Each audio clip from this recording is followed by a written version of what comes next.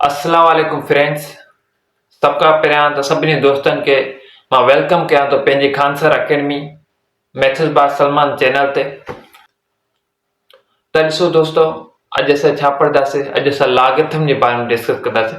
इन खां पहिरियों मिर्ज़ा गालिब जो तमामु बहितरीन शेर आहे, I wish to share with you, तमामु बहितरीन आहे कि गालिब उम्र भर ये गलती करता रहा, कि गालिब उम्र भर ये भूल करता रहा, धूल चेहरे पे थी आईना साफ करता रहा।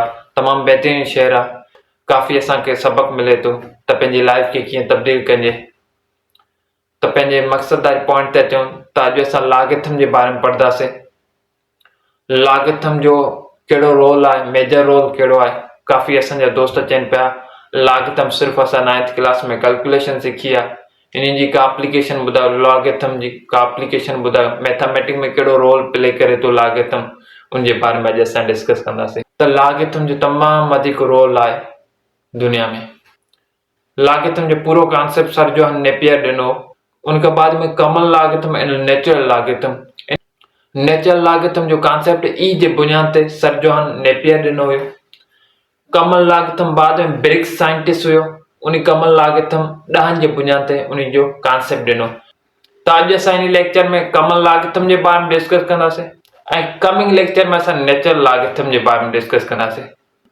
आयन कंसंट्रेशन में पावर ऑफ हाइड्रोजन मालूम करण लाइ लॉग जो इस्तेमालु कयो वेंदो आहे। डिस्टेंस फ्रॉम अर्थ टू सन या सन टू मून, जेको डिस्टेंस असां मालूम कंदा आहियूं सन खां मून ताईं या जुपिटर ताईं या मार्स ताईं, इहो जेको डिस्टेंस मालूम कंदा आहियूं हिते बि लॉगिथम यूज़ थींदो आहे। यानी लॉगिथम मेजर रोल दुनिया में किरदारु अदा करे थो, मेजर रोल।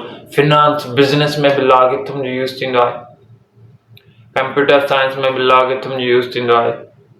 लॉगिथम इवन जेके अर्थक्वेक ज़लज़ला ईंदा आहिनि, मुख़्तलिफ़ कंट्रीज़ में ज़लज़ला ईंदा आहिनि, लॉगिथम जो यूज़ थींदो आहे।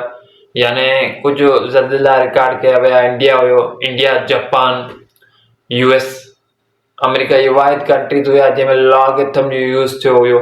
यानी रेक्टर स्केल जेको आहे उनखे लॉगिथमिक स्केल सॾियो वेंदो आहे, जंहिंजे ज़रिए रिकॉर्ड कया विया ज़लज़ला अर्थक्वेक। नंबर फर्स्ट आयो इंडिया में, बाद में आयो US में, थर्ड टाइम आयो जापान में आयो, उते भी लॉगिथम जो यूज़ कयो वियो। Logarithmic scale also called Richter scale, उते भी लॉगिथम जो यूज़। यानी लॉगिथम उहो पार्ट आहे मैथमेटिक्स जो जेको पूरी दुनिया में रोल प्ले करे थो, मेजर रोल प्ले करे थो।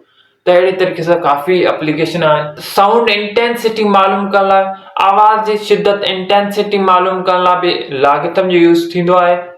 अचो त पंहिंजे मेन पॉइंट ते हलो, मेन मक़सद ते हलो। हिन लेक्चर में कुझु एप्लीकेशन पढ़ंदासीं, कहिड़ो यूज़ेज आहे लॉगिथम जो, ऐं कमल लॉगिथम जे बारे में डिस्कस कंदासीं। लॉगिथम जो कॉन्सेप्ट क्लियर कंदासीं इन लेक्चर में। तमामु सिंपल आहे। त ॾिसो दोस्तो, अवां 9th क्लास में भी लॉगिथम पढ़ियो हूंदो, पूरो चैप्टर आहे 9th क्लास में। त ॾिसो लॉगिथम जो जेको कॉन्सेप्ट हुयो सर जोहन नेपियर ॾिनो हुयो। सर जोहन नेपियर जेको साइंटिस्ट हुयो, तमामु बहितरीन साइंटिस्ट हुयो ऐं ही तमामु वधीक इंटेलिजेंट हुयो। ही वाहिद पहलो साइंटिस्ट हुयो जे लॉगिथम जो कॉन्सेप्ट ॾिनो हुयो। 1550 खां 1617 जे अरसे जे विच में इन लॉगिथम जो कॉन्सेप्ट ॾिनो ऐं लॉगिथम जो तमामु वधीक यूज़ेज आहे ऐं लॉगिथम जो तमामु वधीक एप्लीकेशन आहिनि। लॉगिथम जो इस्तेमालु अवांजी केमिस्ट्री में, अवांजी फिज़िक्स में, इवन अवांजी मेडिकल में बि अची थो वञे।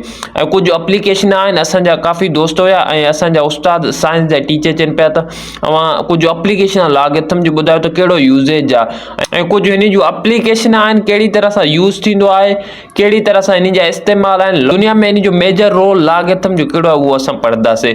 लॉगिथम अवांजो pH पावर ऑफ हाइड्रोजन मालूम करण लाइ बि इस्तेमालु थींदो आहे। हाइड्रोजन आयन कंसंट्रेशन केमिस्ट्री में जेका pH मालूम कई वेंदी आहे, लॉगिथम जो इस्तेमालु करे फॉर्मूले तहत मालूम कई वेंदी आहे। pH is equal to negative log of hydrogen ion plus to the base 10।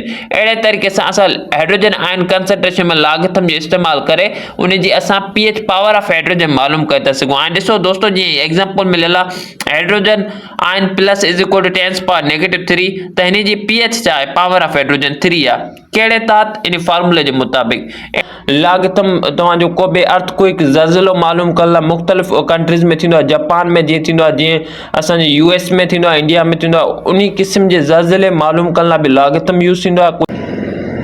रेक्टा scale खे लागिथमिक स्केल बि सॾियो वेंदो आहे। हीउ स्केल वाहिद स्केल हुयो जेको यूज़ थियो जॾहिं ज़लज़लो आयो, अर्थक्वेक आयो इंडिया में 6.0 स्केल ते यानी रिकॉर्ड कयो वियो ज़लज़लो, ऐं जॾहिं USA में ज़लज़लो आयो 7.0 में रिकॉर्ड कयो वियो, ऐं जॾहिं जापान में आयो 9.0 में। यानी ही जेके 3 कंट्रीज़ हुया इन में जेको ज़लज़लो आयो उहो रिकॉर्ड जेको कयो रेक्टा स्केल जे थ्रू कयो। रेक्टा स्केल जे लॉगरिथमिक स्केल सॾियो वेंदो आहे। त अहिड़े तरीक़े सां ॾिसो लाग कहिड़े तरीक़े सां रिकॉर्ड कयो वियो। ॾिसो लागिथम जो यूज़ भला कीअं थियो, log of m to the base 10। m छा आहे जेको रिकॉर्ड थियल, हीउ जेको रिकॉर्ड थियल आहे न, हीउ जेको रिकॉर्ड थियल स्केल में जेको रिकॉर्ड थियल आहे ज़लज़लो उन जा वैल्यूज़ शो करे थो। पोइ उन खे पावर में अहिड़े तरीक़े सां लिखियो वियो, यानी लागिथम जो फार्मूला यानी लागिथम जो इस्तेमालु करे उन खे रिकॉर्ड कयो वियो उन ज़लज़ले खे। इहे आहिनि एप्लीकेशन आहे लागिथम जूं। दोस्तों लागिथम इनवर्स प्रोसेस हूंदो आहे एक्सपोनेंशियल फंक्शन में।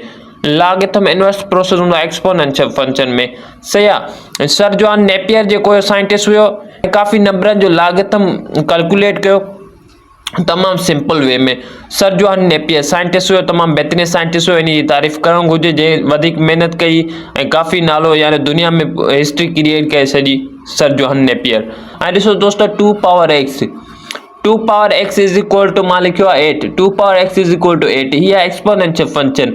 हाणे x जी जगह ते असां कहिड़ो वैल्यू पुट कयूं जो 8 थिए। अवां चवंदो सर x जी जगह ते x इज इक्वल टू 3 पुट कयो त 8 थींदो।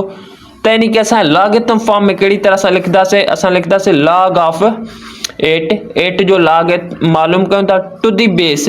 हाणे 2 आहे जेको बेस हलियो वेंदो, to the base 2 is equal to 3 यानी 2 3 जी जगह ते आयो त 8 थींदो।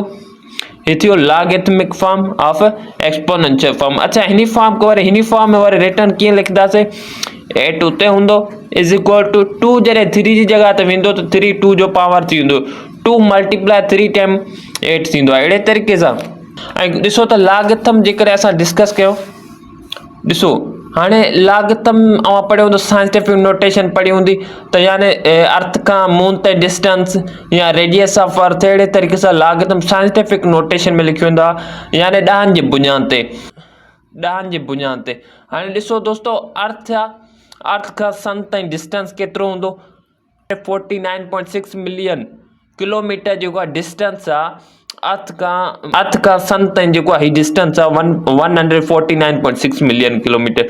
अच्छा हिन खे जेकॾहिं असां लिखूं, हिन खे जेकॾहिं असां अप्रोक्सीमेटली लागिथम फॉर्म में लिखूं त कीअं लिखंदासीं, 10 पावर 8.175 किलोमीटर, 10 जो पावर 8.175 किलोमीटर अप्रोक्सीमेटली यानी nearest to close to exact distance ना है। ही एग्जैक्ट डिस्टेंस नथो वञे पर हिन जो काफ़ी भाङे डिस्टेंस जेको आहे ही आहे इक्वल आहे। डिस्टेंस छा जे आहे इक्वल बराबरि आहे अर्थ खां सन ताईं 10 पावर 8.175 या अप्रोक्सीमेटली आहे यानी क्लोज आहे, एग्जैक्ट ना क्लोज आहे। ॾहनि जे बुनियाद ते लागिथम फॉर्म में अहिड़े तरीक़े सां लागिथम जो यूज़ थींदो आहे, लागिथम इस्तेमालु थींदो आहे। ॾिसो 10 जे बुनियाद ते असां उहो डिस्टेंस किलोमीटर में लिखियो आहे यानी अर्थ खां सन ताईं तव्हां कंहिं बि यानी सन खां मून ताईं या अर्थ खां मून ताईं या जुपिटर ताईं जेके बि असांजा प्लैनेट्स आहिनि।